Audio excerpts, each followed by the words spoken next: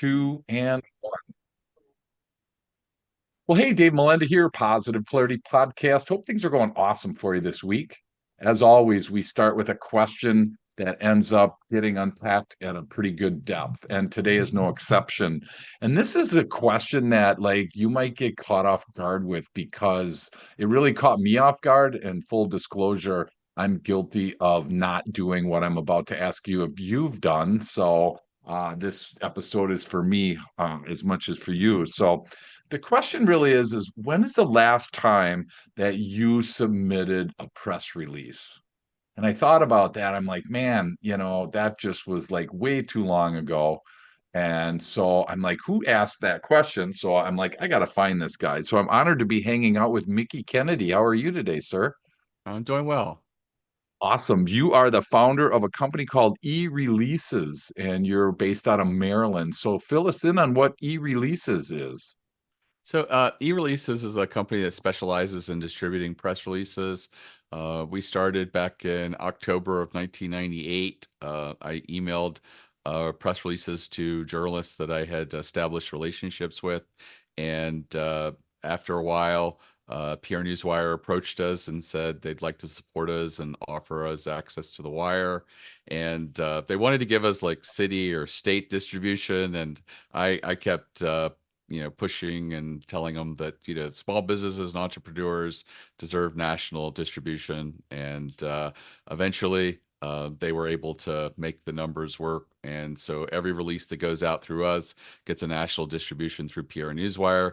And just to put that in perspective, PR Newswire charges a retail rate of over $1,600 for a 600-word press release. And all of our releases include a national distribution. So it's quite a substantial savings to go through us than it would be going directly through the wire. Wow, that's pretty cool. So I want to start like right at the beginning because people are listening. There's sometimes people don't know what like a press release to me might mean something different to than it does to you, than it does to maybe somebody listening, Mickie. So when you think of a press release and you use those words, how do you define that and what does that look like in your world? Basically, a press release is a announcement that goes to the media, and they generally follow a format, usually headline, city, state, date of distribution, and then a few paragraphs. Might have at towards the end what we call a boilerplate, where it's usually about company, and it's like their elevator pitch that gets recycled again and again. And so a busy journalist skimming down can just look at the boilerplate and say, okay, this is what they do, this is what they're about, and then go back and look at the release and then a media contact as well. And they're not really very well crafted per se. They're very simply written, and often eighth grade level writing. You want to sort of answer the who, what, when, where, how, and why of your announcement, what it is that you're trying to get out there. And what are some common things? Because I think about this and I'm like, I don't have anything noteworthy. I don't have any announcement. I mean, I got a certification in this, or we hired this person. I mean, there seems to be a lot of misunderstanding on what a solid, announcement would be. So, what are some things for the listeners today, Mickie, that they should consider creating PR announcements about? Right. So if you've done something or your business is doing something that's helping the local community, maybe it's a tie-in with a charity or something, that would be really good for, local media outreach. If you're, had a major partnership or you just launched an affiliate program or something along those lines. Yeah, years ago, there was a lot of buzz around, making your website mobile friendly and responsive. I wouldn't say that's one to go with today, Sure. but maybe you've developed an app, or maybe you've developed a different tool or service, and that really distinguishes you from everybody else in the marketplace. One of the most common type of press releases we get is a product launch.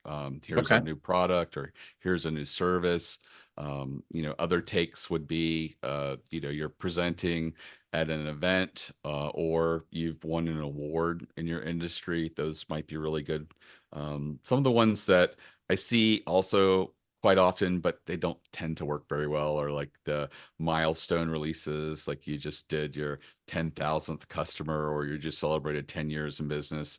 Sure. It's an important milestone to you, but Yeah. to translate it, it doesn't usually come across as very important to the journalist, and specifically to the audience that the journalist represents, because Yeah. they are gatekeepers trying to decide what's going to be either entertaining or educational, or sometimes both, for their audience. And they are the gatekeepers who are trying to decide what's worthy of getting through and for them to write about.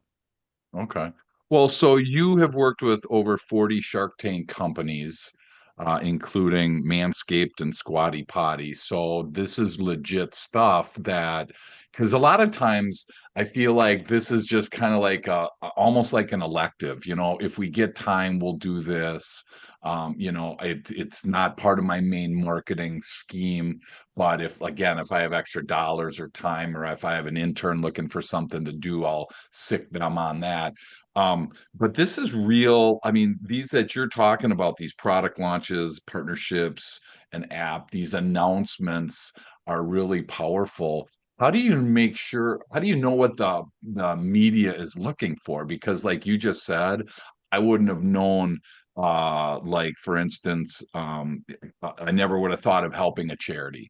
It's just kind of something that we do, and then all of a sudden we just do it and it's over. But are there certain buzzwords or certain things that the media are really looking for that will get you to the top of that list, so to speak? Yeah, at the end of the day, is it an entertaining story? And so often, if you're doing something like a charitable outreach, that in and of itself might be what we would call weaker news. It's Okay. not really extremely newsworthy, but things that Okay. you could do to make it more important to the journalist is include a story. Like, why is this charity speak to your business, and why did you decide? And then, like, maybe you have an employee that had a health condition that was similar to what this Okay. charity helps, and maybe share that person, with their permission, of course, and then Sure. them being comfortable with it, share their story and having that personal impact. I mentioned, well, you had mentioned Shark Tank. Well, I think one of Yeah. the things that Shark Tank is very smart about doing is, as soon as someone enters the stage and is in front of the sharks, they share their story. And it's not about, I designed this amazing logo, I've crafted this state-of-the-art product. Sure. It's Gotcha. it's their personal story. It's like, Okay. I got laid off, and I had a business when I was in high school, and me and my dad did it, and he's passed away. And I was just like, maybe I could turn that into a business. Now, might be a good time. My husband's like, just figure it out. You don't have to jump into a job right now. And Yeah. it's just like, all of a sudden we start to care, because once you Sure. learn about someone and you learn about their story, it humanizes them and it gives a human interest element. And all of a sudden we start rooting for this person, and we hope that they get a deal. And even if they don't get a deal, we're going to go Yeah. out and buy and support them, because, there Sure. is a Shark Tank effect where a lot of product is sold from people, regardless of whether they got funding or not on Shark Tank. And so, think about your story. What is it that, inspired you to start your business, or to create a product or a service that you're wanting to tie into an announcement? You may not be able to lead with your story, but you Okay. can certainly incorporate it into your press release. So if it's a product launch, you can incorporate your story of why this product came to be, what's meaningful about it, how it spoke to you. Try to get some of those human interest elements in there. But authenticity and being vulnerable is probably one of the most valuable things that you can do with the media, because the media really wants to root for people. And I think that a lot of small businesses in particular have, I guess, what you'd call an imposter syndrome, where they feel like they don't matter, and as a Right. result, Sure. they try to appear more corporate than they are. These are the clients that I see that will put a fake media contact in their press release, because it's just them and they don't want to list themselves. And it's like, the media doesn't really care. And to be honest, the smaller you are, is an advantage in getting media attention. The journalists know that if they cover a company that's well funded and does a lot of advertising, and most people in the industry know them, that they're not going to get as many article shares and many people, saying, "Hey, this was a really great article," or "I really appreciate learning about this service or tool." But if they put the spotlight on a new product or a new service or a new tool, they do get lots of article shares and they get a lot of accolades from their readers. And often the people that are getting the spotlight on them when it is a new tool or service is a new company. And they're often small. Sometimes they're even, side hustle businesses of people who are still working full-time Sure. jobs and trying to figure Yeah. out everything. So, do not feel that that is a disadvantage. And you can sort of model, your press releases on some of the stuff that the Shark Tank people do. They have their elevator pitch down. They know what defines them differently in the marketplace than everybody else, and they can get that across in just a sentence or two, which is a Sure. huge strength and very valuable. And they also will share their personal story and try to incorporate that in a press release where you talk about your business, or you're launching a new product or service, or maybe you're launching a new version of your product or service. And that's quite applicable because to a lot of people in the marketplace, it is a new product when you launched version 3.0 or something along those lines. Sure. Wow. There's a ton there. Thanks, Mickey, for sharing that. I want to kind of unpack this a little bit. So I want to use, I don't care, pick any of the companies from the Shark Tank world that you worked with. So they go in, when do you start with a company? I mean, for somebody listening, let's just say, and then use what you did with Shark Tank and compare it. So for somebody listening, they have an announcement to the media, but it's like, oh, I don't know who to send it to. I don't know how to write it. I don't know what to include. I don't, and I love the imposter syndrome tying into that because I was thinking the same thing when you were talking. I'm like, Mickey, I don't really have anything that earth shattering to share. What is the media going to want from me? So I love that you address that. So I know there's a ton there. So let's start with just the simple imposter syndrome thing first, because Sure. I'm guessing there's other people right now around the world listening to this going, I don't really have any value to add. How do you help them get through that piece right there? Well, one of the things we do is we talk about what it is that they're offering to the market and how it's different from everybody else, also known as like their unique selling proposition. And what I find is most business owners do have one. They've thought about it and they want to, enter the marketplace with something that they're doing that's unique. And if they don't, we talk about the need for them to develop that, because otherwise you're in a commodity business when you're offering something that's indistinguishable from everybody else. And the only way that you can usually compete in those places is a feature like, free shipping, or something along the lines of bundling, or at the end of the day, just cost. And the Hmm. truth is, you never want to be in a commodity business competing on costs, because eventually the market will drive the cost so thin that the only Sure. people that can survive are the giant companies for whom they could just move a lot of product and still eke out a profit. So, Yeah. we go through that. We sort of try to hone what their unique selling proposition and how they're different from everybody else in the marketplace. And then we sort of like, want to tell that uh, element as well as their personal story, and sort of get that in there. And often, the first time we work with Shark Tank people is when their episode is about to air, because the producers recommend that they do a press release before their episode airs. And Okay. we often get name dropped in there as a place that a lot of people have had good experiences with. And generally, they do get, they do well. I think, it certainly helps that they're going on a national TV show and they're promoting Yeah. that. But the really smart ones stick around and do a lot of releases. I think in the case of both Manscaped and Squatty Potty, they did, well over a dozen releases after their appearance on Okay. Shark Tank.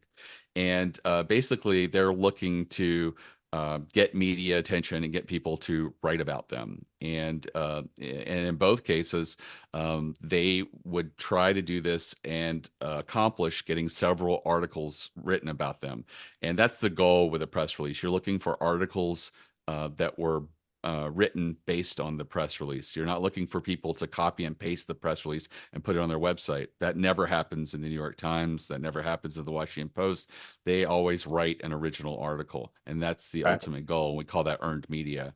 And so, they're looking for that base of earned media on which that they can leverage along with their Shark Tank appearance and then market with paid advertising. And so, in both cases, I see not just with them, but a lot of startups in general, they build a base of earned media and then turn on the paid advertising because they know that their conversion rates are going to go way down. Well, the conversion rates are going to increase, and their actual cost of acquisition is going to go way down because of the earned media. When people are exposed to seeing articles about you, and not just the typical logo things that I see people do, but actual, a news page or links to articles or to PDFs of their articles or links to video of them being on Good Morning America and things like that, that increases their conversion rates like crazy. And Mm. so it really is going to save them a lot of money down the line when they do turn on the paid advertising and start to try to convert people. And so, and those types of releases really vary with the client. In the case of Squatty Potty, they were doing a lot of viral media clips, video footage, YouTube clips, and they were promoting those, and they were really fun, and they were very shareable, and they would feature a unicorn and soft serve ice cream kind of thing, and it worked. They got tens and tens of millions of views. And they would promote that with the media, and it sort of helped start the fire of that Sure. virality. And in the case of Manscaped, they were launching a lot of different trimmers and different uses, and they would have one that was geared towards a particular demographic, like someone who's into sports and fitness and gym, and so they tend to be waterproof and hold a charge for a while.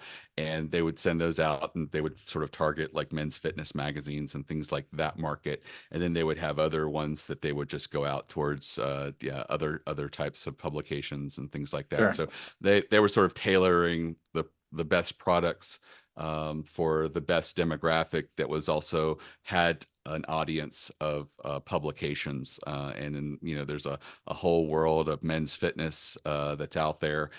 There's also ones that are for men who read GQ magazine and want to be very stylish. So they had messaging that was more for fashion magazines and men's Gotcha. fashion and things like that. So that was sort of what in each of those cases that they did.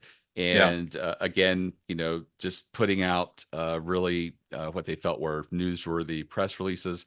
And one of the things that you have to be aware of is these types of releases can, I think, come across as not being very newsworthy. But one of the ways in which you can sort of amp up your newsworthiness is to incorporate stories in there. And I think that taking a particular person, customer, and sharing their use case is a way to really stand out, especially with a product launch.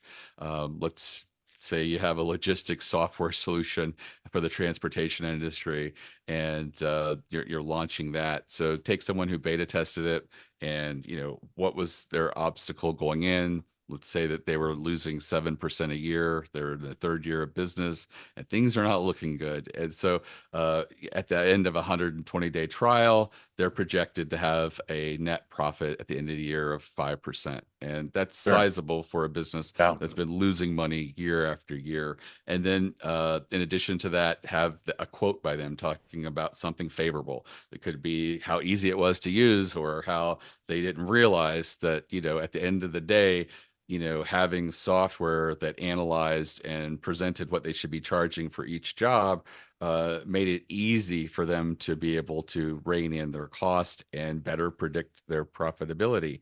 And so a use case study is an amazing way to take something that doesn't have a lot of building blocks for a story arc. And all of a sudden, you're giving that to the journalist. You're giving them Gotcha. something that they can develop. So, Sure. think of like a story, even when we tell jokes or, good night stories to children, they follow an arc. It builds up and you share it, and then it's sort of like you follow up and do stuff like that. That's the way journalists tend to want to write. And so if you Okay. do a product launch that's just a list of features, there's not a lot of a buildup that a journalist can Right. work in there. But if you incorporate a use case study, maybe even a data point that's publicly available, like in the transportation industry, 67% of businesses fail in their first 5 years because they can't achieve profitability. So that shows the stakes of why this software solution is really important. And so, look for things like that to go in. It's almost like reverse engineering what you want to announce to sort of Okay. build in elements for a story that that at the end of the day, a journalist is going to find really interesting and want to share with their audience. And so your product is very important to you, but it in and of itself is not something that's going to break through to the journalist and want to share with his audience. But if you share someone who overcame a huge obstacle and then had an amazing outcome, and you included the data point of the failure rate in your industry, a journalist is going to say, wow, this looks like it could be really important for our Sure. industry, and then want to share it. So it's Wow. easy to sort of build those things in. It's just a matter of doing some work and making sure that you are beta testing your product and that you are getting, data points and people's positive outcomes and incorporating that into your story. Sure. Well, and I love that third party story thing because I feel like that's more sellable and that's more believable. Like for your business, of e-releases, if you were telling me all the things that you were doing and how it helped you, that's one thing, but I feel like there's a lot more credibility to it, Mickey, if we say, hey, this company is grown by this and this company's done that. I love that piece. So I think for the listener, again, if you're struggling to think about PR pieces, try to incorporate a customer for a variety of reasons. But I think the believability, I don't know if that's a word, but that sure feels like that is going to be a whole lot more credible is probably the better word when it comes from a third party as opposed to when it comes from you. So that's awesome. We're going to take a quick break. And when we come back, I want to transition into talking a little bit about ROI because, again, I think a lot of people here listening are now excited about the idea, but it's like, well, let's talk about what it costs and what it returns back to me. So we'll be right back. Welcome back. Honored to be hanging out with Mickie Kennedy, the founder of eReleases and fellow Amazon #1 best-selling author. What was your book on, by the way? It was on press releases. It was the beginner's guide to Surprise, surprise, right? writing powerful press releases. Yeah. That's fantastic. So, what's the name of the book? It is, I have a copy of it right here. It is the beginner's guide to writing powerful press releases. Oh my gosh, how And cool is that? yeah, so and it's pretty timeless. As a matter of fact, a lot of universities, when they teach technical writing and press release writing, will use that book. And Oh, so great. that makes me feel really good. It's like, Yeah, wow, no kid. when Absolutely. when somebody like that recognizes you. So, and that kind of brings up I want to kind of transition here. So, I think about like somebody listening that is now like interested, we've piqued their interest. Do we tend to start more local? I feel like you were talking about, Manscaped and Squatty Potty and Shark Tank. I feel like that's intimidating and overwhelming to a lot of people, Mickey. So I'm thinking for a manufacturer, service company, whatever, software developer that might be more of a local entity, or regional at now, and they want to find ways to scale. do you kind of just start where you're at in the city that you're at or the state that you're at? Where do you where do you start with this if somebody's interested in like doing the next step? What would that next step be? Right. So for some people, it is getting local media, especially if you are a local business and you don't really sell nationally, or you're just a local service business like a chiropractor. You really don't need a lot of national media attention. Right. What you're Yep. really looking for is local. And I tell people who call in and who are looking only for local, and that they are the best person for getting that. And if you think about it, this is a really weird concept, but really there's probably less than 10 people in your local market who could write about you. And that makes it very easy for you to break it down, figure out who they are, and be able to contact them. So, you start with your local paper. I hope most people still have a local paper. And, you What's know, the young kids are going, what? What's a what's paper? a A paper? newspaper, Exactly. right? Right. So you're going to look and try to figure out who sort of covers your industry there, who writes about businesses like yours and there. And you're going to get their email address. If it's not online, you can just call and ask. And I have a lot of people that are very skittish and they're like, you can just ask for their email address. And I'm like, yeah, these aren't celebrities. You're not Yeah, calling a Kardashian. You're trying to reach a member of the community who wants to write about businesses sure. in their community. And so you call and ask for it. Sometimes they'll just forward you to their line and you just call and ask and just say, hey, from time to time, I'd like to pitch you ideas for my business. I'm a local company. This is what I do. And they'll generally give that to you. I haven't had any Okay. problems with it. And then Sure. you know, if you're lucky enough to have a business newspaper or a business magazine, I think in the case of Baltimore, where I'm at, we're fortunate to have kind of both. We have like a smart CEO magazine. I hope it's still out there, and then we have the Baltimore Business Journal, which is a business publication.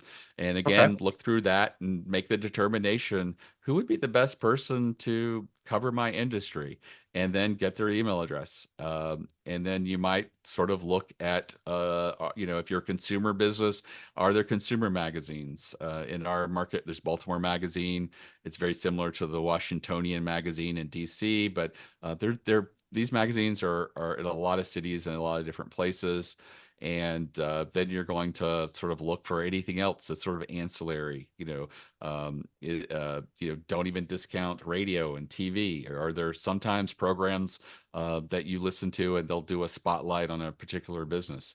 There's news segments where sometimes they'll do a wellness week. And if you're a local provider of, a chiropractor or something that's health or fitness related, that's ripe for pitching. And so you're going to Yeah. call and ask who the producer or booker of that segment on that program was. And again, try to get their email address and just say, hey, I know that you did this year.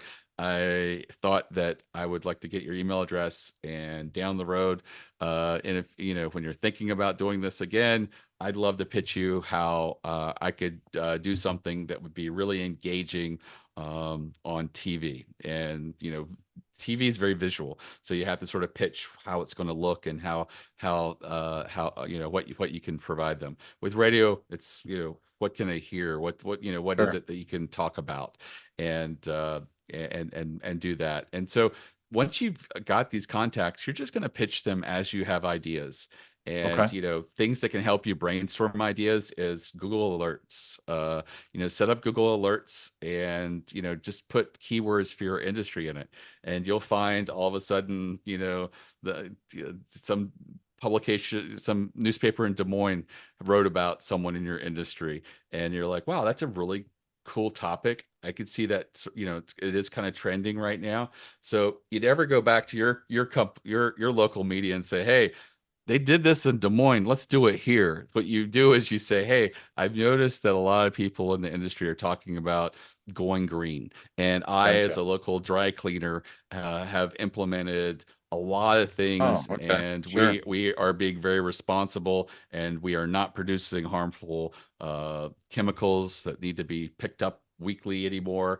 And I would love to share some numbers with you and give you a tour of what we're doing, and just a pitch. And one of the Sure. things I find really enhances your pitch and again, you're not writing a press release, you're just writing a few sentences, maybe a Yeah. paragraph or two, is take and build an amazing quote that is specific to what you're pitching. And you want to say it basically in a sentence. You can go two sentences, but try to get it in one sentence. Something that is either like brilliant, amazing, you said it beautifully. It's like, wow, this is timeless language. Or say it so succinct and powerful that Sure. it really comes across as like this is an amazing quote. And if a journalist was to write an article and take what you wrote and paraphrased it, there'd be a loss. They would ache for what was originally there because you said it perfectly. You said it Yeah. so Wow. succinctly and powerfully. And so a quote is really good because if a journalist is looking at two story ideas, they know that if there's an amazing quote in one, they can write around that quote and have a really great article. But if the other quote is very mediocre, they know that they can write the best article they can, but it's still Sure. going to come across as being meh because there's a mediocre quote in it. And so Gotcha. an amazing quote is one way to really stand out. And I think Mm. that, in a pitch, it's great to add that because it allows the journalist to sort of visualize what this article could be with that quote Sure. embedded within it. And Wow. so you're going to pitch this to these local journalists on a regular basis. What that looks like is up to you. I Yeah. do say try to do it at least quarterly. So, like, if you're not getting them out fast enough because you're not coming up with ideas, you need to brainstorm more. You need to just get in there and be creative, put your thinking block on, brainstorm with others, look at what other markets people getting picked up on in your industry, and sort of go with that, and just keep pitching them at least quarterly. I know some people do it every other month, and what you'll find is after a year, their first year, I hear a lot of people say, I didn't feel like anything was going to happen.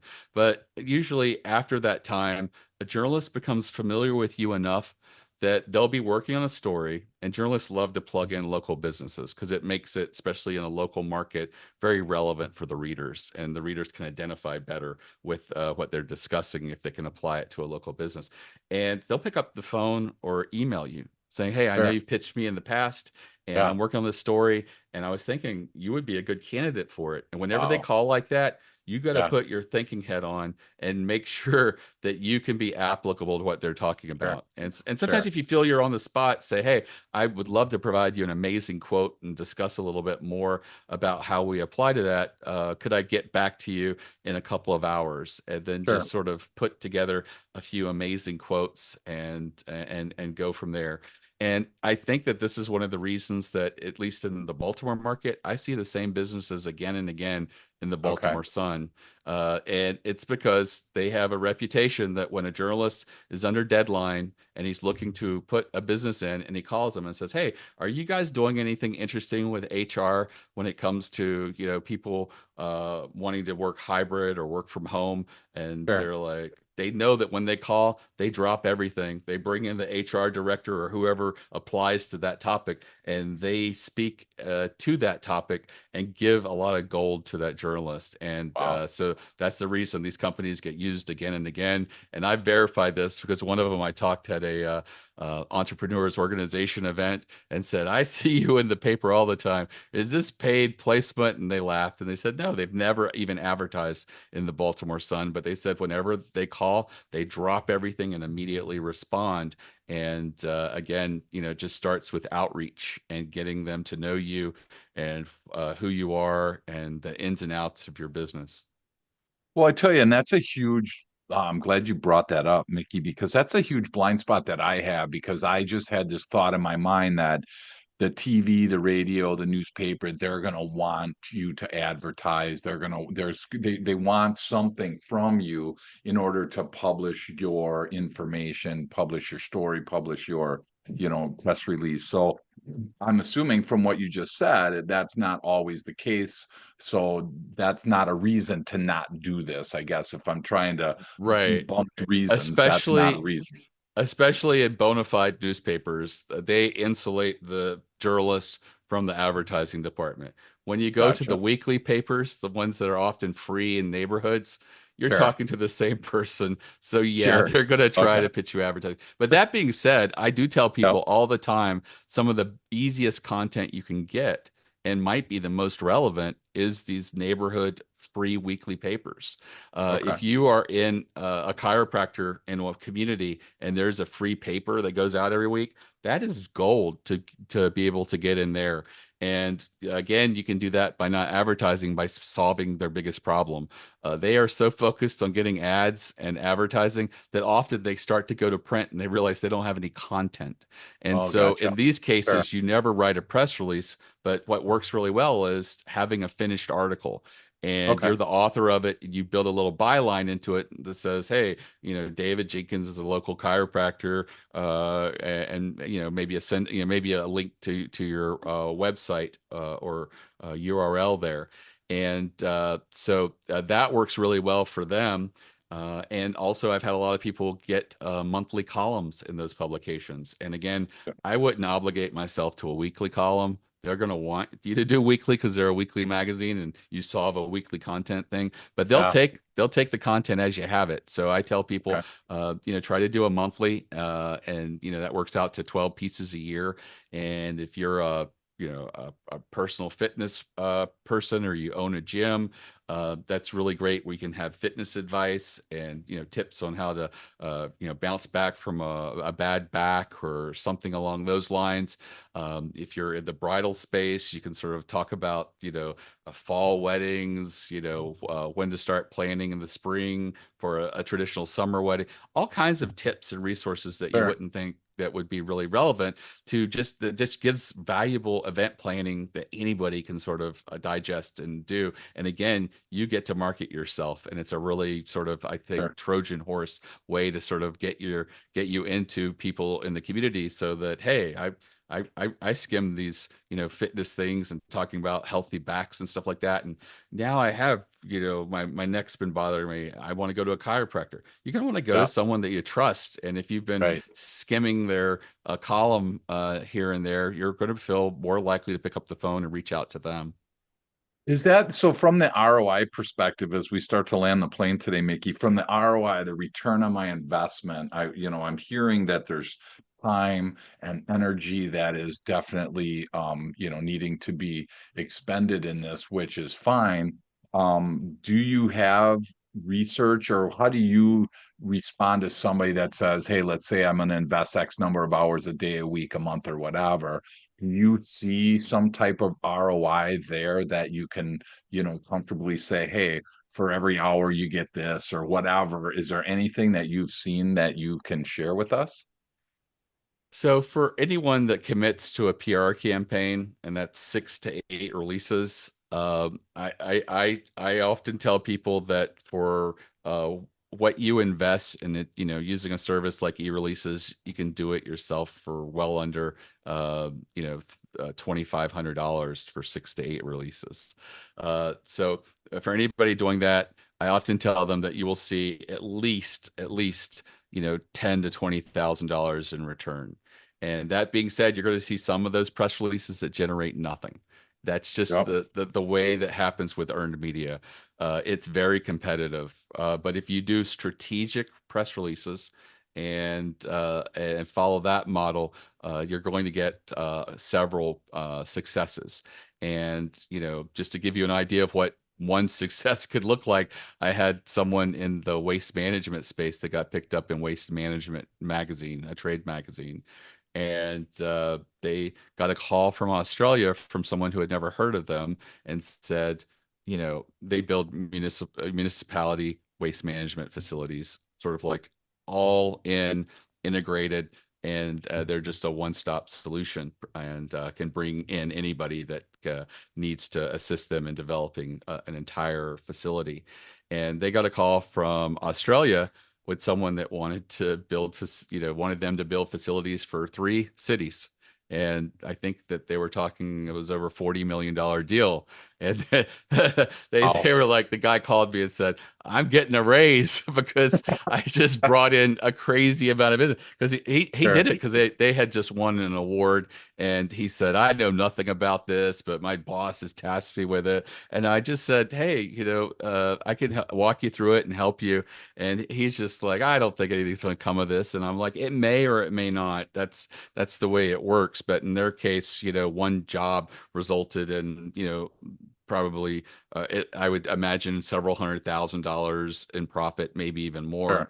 sure, sure. And I also had people. I have a case study on the website eReleases.com. It's our top one.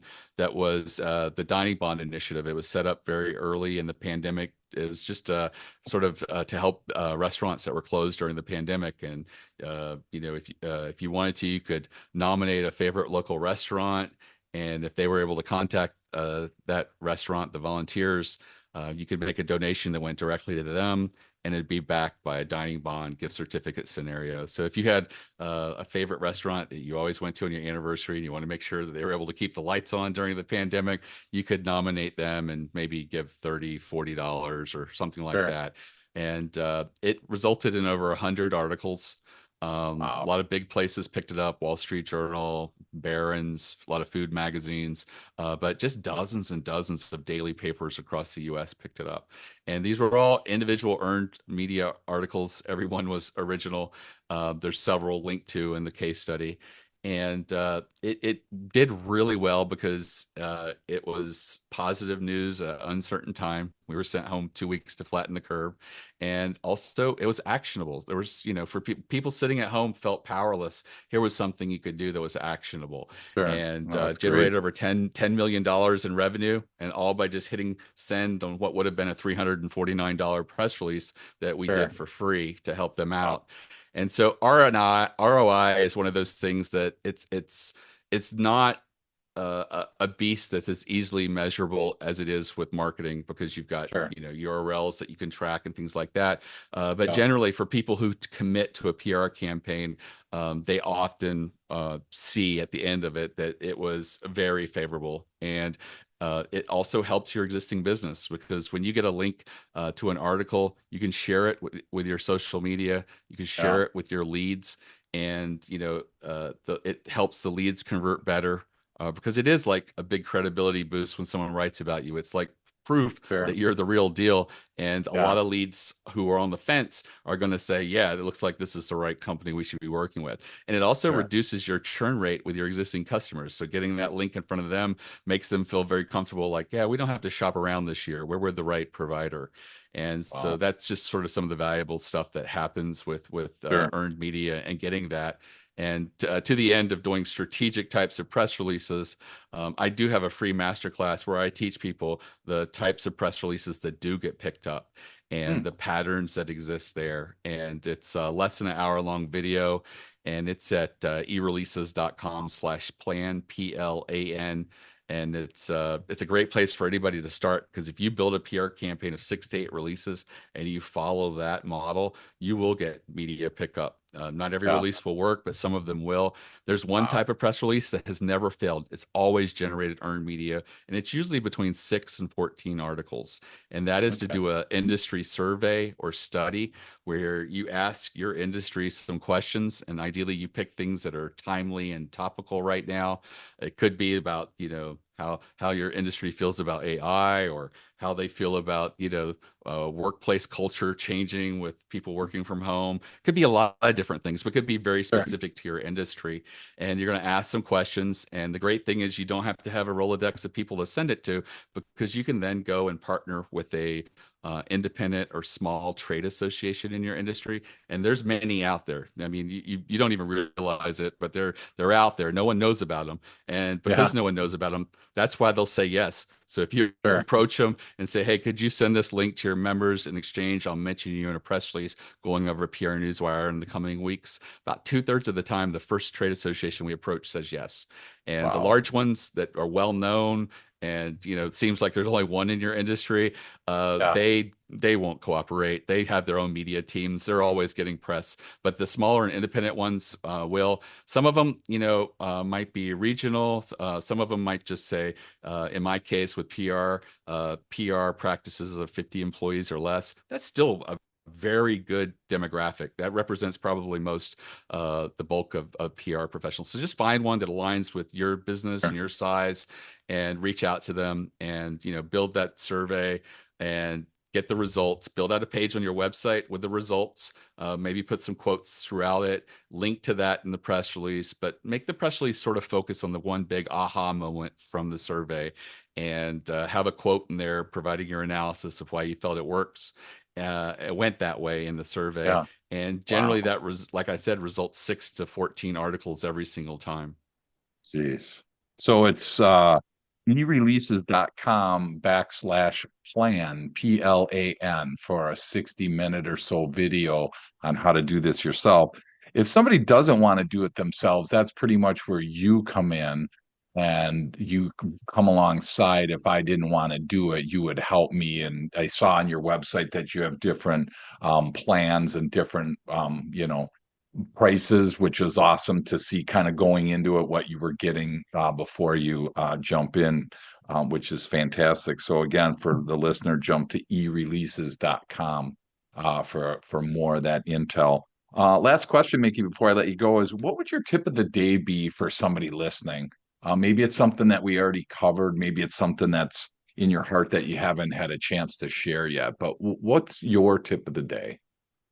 I think my tip of the day is to just get out there and make yourself available. It really is one of those things that, the media pickup only happens for the people that go out there and do it. And I know that a lot of small businesses just feel like we're not big enough, or I'm not quite ready yet. And the truth of the matter is, if you wait till you're ready, it's never going to happen. And so it's Yep. one of the things that you can just experiment with and try. If you do it wrong here and there, it's not going to hurt you. The only way it would hurt you is if you went out there and said something that would get you in trouble with your existing customer base. And I go into the contrarian viewpoint as one of the models for strategic types of releases that works. You just have to make sure that any positions that you take that are contrarian aren't going to alienate you. So just get out there, claim your bit of notoriety. The leads and traffic that you get from our earned media articles and pickup is generally some of the best converting and most loyal type of customers. Sure. When I see a blog post that talks about somebody's journey to get a product and made, and they're just trying to get someone who makes a similar product to adapt it for their need, and they don't, and they go down the path of doing a Kickstarter or Indiegogo, and at Yeah. the end of it, I'm like, I'm going to support this person. I do not need this thing, but I'm going to give them some money and hope that they reach their goal, because you've gone along with them on the journey. So remember, your story matters, your journey matters, and just sort of tell your story and get that across to the media, and try to incorporate story into anything that you're announcing, because that's the most valuable part of any of these announcements, is to sort of bury the pill in cheese in a way that the media is going Yeah. to eat it up and want to share it with their audience.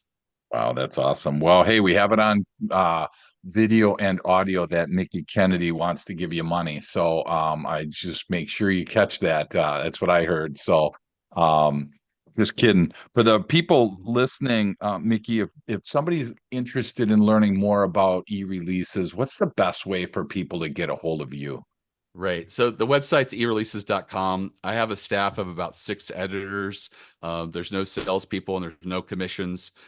Just, whatever you feel like working, chat, email, or phone. Our hours are 7 a.m. to 7 p.m. Eastern time. And we're very willing to talk to you, walk you through the process, as well as help you through that first press release. Because I do believe that most people are capable of writing their own press release, even if they have to lean on AI a little bit. But never let AI choose what you're going to write about, because AI has been trained on all the press releases that are out there. And the harsh Yeah. reality is 97% of press releases fail. And so you're going to want to focus on the 3% that do get picked up. And that's what Fair. that whole masterclass I have is about. So, definitely check that out. And if you write something, you can send it to us and we'll take a look at it. Just give us a couple of business days to get back to you. But we'll give you some feedback. And that's whether you end up using us or not. Wow. eReleases.com/plan. If you don't go there, that's on you. I don't feel bad. We made this available. Mickey's been kind enough to share his time today with us, and he's also shared his expertise on this video. So, please make yourself available to this. Invest that hour. I'm going to definitely go to that and see if I'm doing this the right way or not. So thank you so much for hanging out with us, Mickey. I appreciate what you're doing. And are we ever going to see you on Shark Tank? I'm kind of want to ask that question.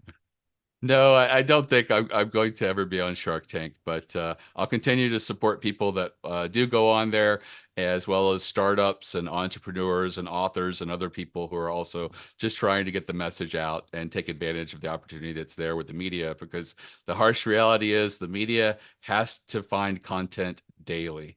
Yeah, And you can easily be part of that content if you just build an engaging message or something that you feel would resonate. And I'm telling you, even the most boring customers have gotten media attention. I have a carpet company in New Jersey that you can't think of a more non-newsworthy business, but I made them irresistible to their industry, and they got picked awesome. up in like over a dozen, actually over 2 dozen trade publications.